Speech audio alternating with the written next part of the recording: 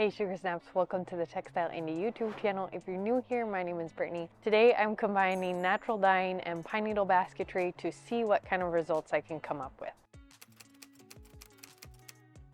This is my weld plant. I have a lot of it, as you can see.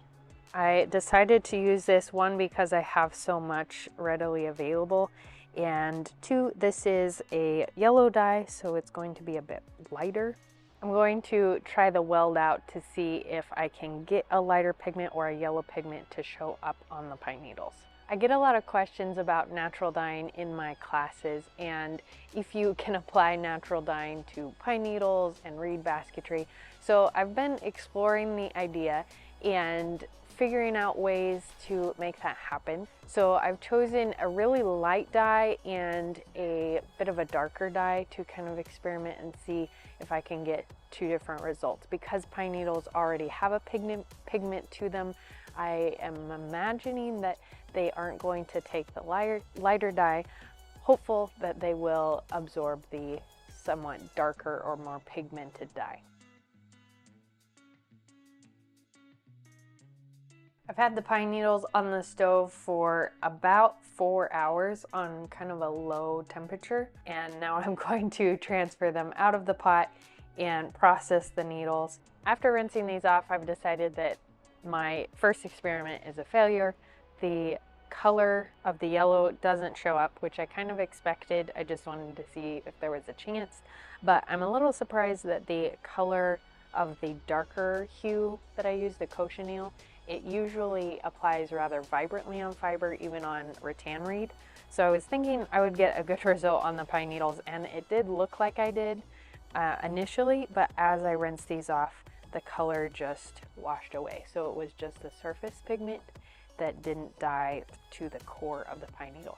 This might be due to the fact that pine needles construction doesn't allow them to absorb pigment the same way that a reed or a wool or plant fiber might. I'm a little tempted, to be honest, to pull out my RIT dyes and dye them with RIT dyes because I know that those work, especially the darker dyes, but I really want to keep this a natural dye project, so I'm resisting that temptation.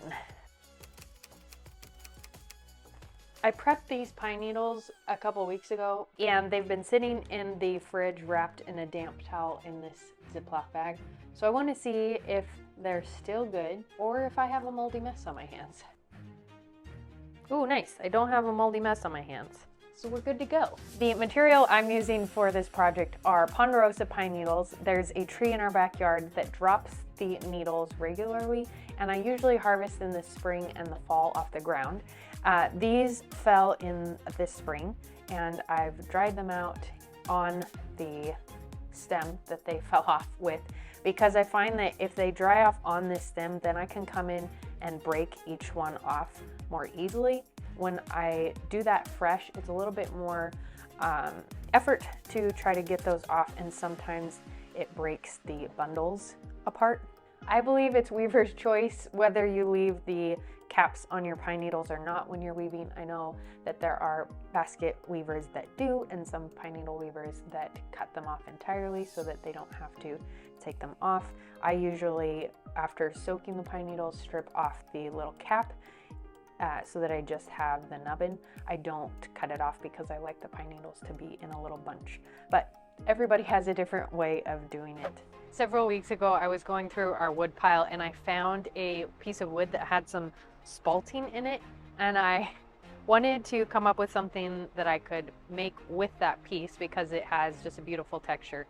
So I held that piece of wood back and ended up cutting some cross sections of it to get this piece.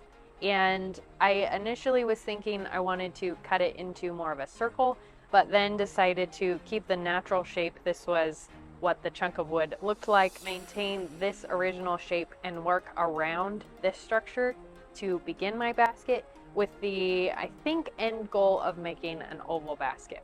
So what I'm going to do with this piece now is drill holes around the edge so that I can start my basketry work through those holes. I used a 1/16 bit to put the holes in my piece of wood and spaced them about 1/4 inch the drill bit did travel a little bit as I was drilling, so not all of them are exactly a 1/4 inch apart. I'm going to be okay with that. I think I'm finally ready to start this basket. I wonder if I should soak this for a little bit.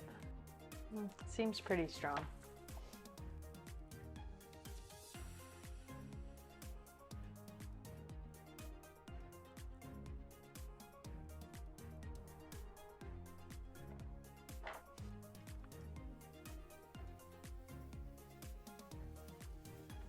I need one more hole. I have my bundle tied. I needed another set of holes in this curve here. I thought I was just going to jump kind of across, but realized that's not going to work. So I put in a few more holes there, and now the raffia is set up and I'm ready to start weaving.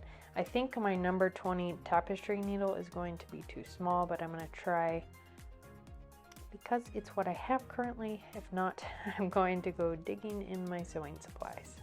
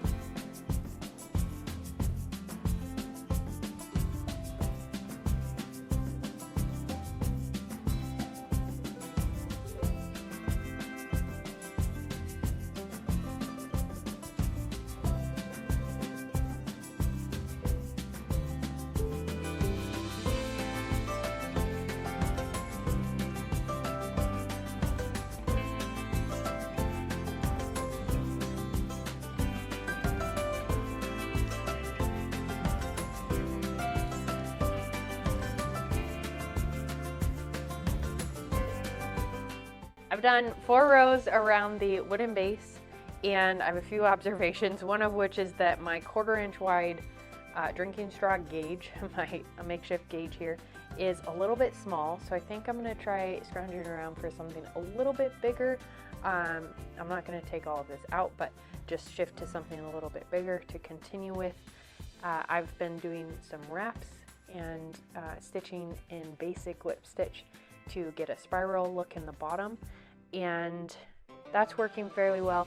The raffia I'm working with is splitting a lot, so managing to kind of hold it together best I can. And otherwise, besides those 2 things, it's going together pretty nicely. It wrapped around the wooden piece fairly well, and I think I'll continue kind of mimicking this shape as we go, maybe ovaling it out a little bit more at some point, but maybe just continuing with this elongated shape and creating kind of a funky shaped bowl rather than a oval bowl. I am going to be sharing more pine needle basketry information and how-tos in an upcoming workshop. If you are interested in a step-by-step process in pine needle basketry, sign up for the email list so that you get notified when that actually comes live.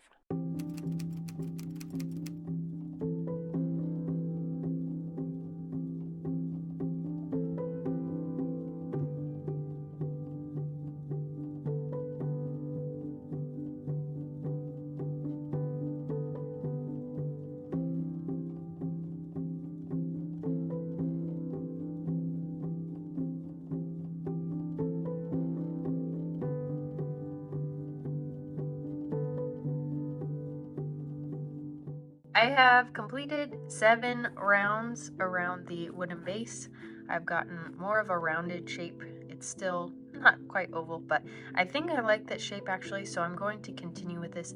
And at this point, this is the inside because it's going to show, and then this is the bottom, so it's a little bit rougher, doesn't look quite as nice. And now I'm going to start the walls, which is exciting. I'm going to do a little lip to start setting up the walls, so do a setup row and then start building up the walls. And I think I'm shooting for about a 2-inch tall wall with some wheat stitches in the wall, depending on how things go. I've been having a little bit of splitting in the raffia, so trying to continue to figure that out. Otherwise, this is coming together pretty well. Here's what I got today. I got the bottom wraps done and started the setup row for the wall. You can barely see it, but it's a little lip in here.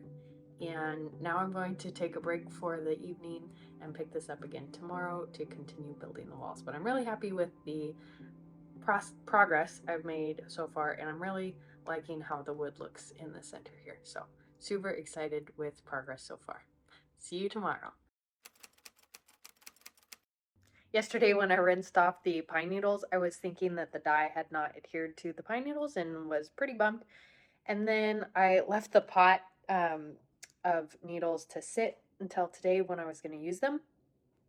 And I just started using them in the basket and discovered that they are still coated in a light coating of the dye, maybe more as a surface pigment than an actual dye that has bled into the core of the pine needle, but the surface has some color on it, so that is pretty exciting. The cochineal did work. I haven't dug through the pot of weld yet to see how that worked, but I do have some reddish brown to work with, so that's fun.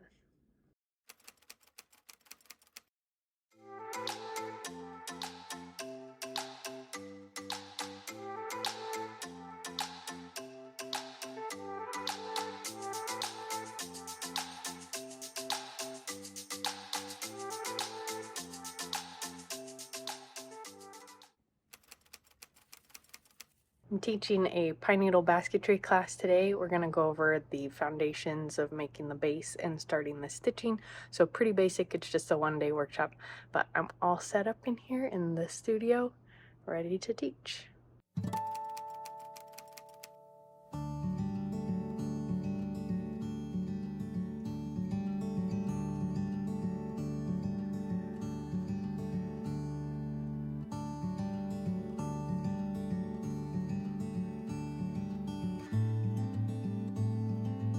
Well, I'm 4 days into this pine needle project, and it has taken on a mind of its own. My initial design was something fairly simple.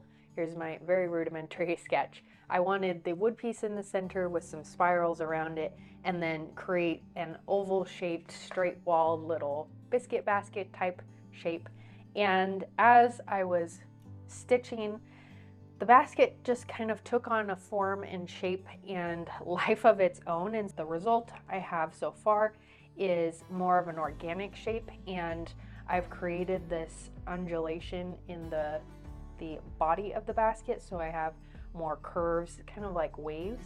I am to the point where I thought I would be finished with the project, and I am not. There's a sense of there's more to be explored with this piece. I went in and played with some V-stitches in here, so I have a few rows of V-stitches, but decided a few was enough, and I really love the just organic feel of the spiral basic whip stitch, so wanted to continue with that. I had intended to put in some wheat stitches into this piece, and I might do that on the very outside of the rim or as a stripe around the rim, but I'm kind of feeling it out as I go. I have wraps here in the bottom. I've got the V-stitches, I've got some coloration differences in the wood piece, so try not to overdo it with the amount of texture and different aspects that I pull into this project.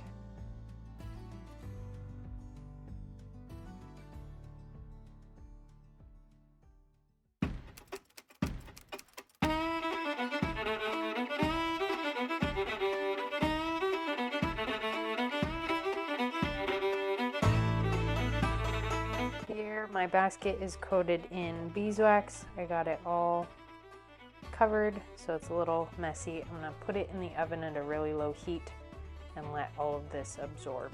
I'm using a mix of organic beeswax and a few drops of jojoba oil for my basket finish. I like using this combination because the smell of the beeswax with the pine is really nice, and beeswax has a really high melting point. So if this basket were to sit in the sun, or if it were to get really hot, it wouldn't become tacky or sticky to the touch. Okay, I have my oven set to 170 degrees Fahrenheit.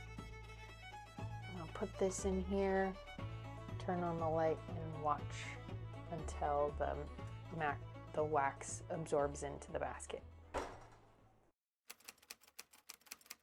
Finish my basket piece. This is more of a art piece than a pine needle basket, but I really enjoy the shape and how this turned out. I loved allowing the material to kind of guide the shape and build this piece following the natural wood shape here, and then just building from there. That was a really fun part of this basket. And then playing around with the natural dyed needles with the natural needles. So on the inside I have some green, and then around the outer rim I use some darker brown. I think my favorite part of this project was working with the wooden middle and then building out around that. Something I would do differently on a future project would be to use a larger gauge for this size basket, or if I'm working in a larger basket.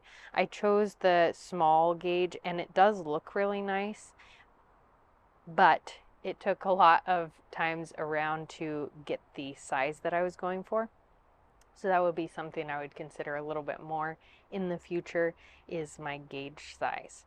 So I ended up with a very organic rolling shape, and I'm super happy with it. Thanks so much for watching this creative journey and joining me in this video. Like this video to support my channel.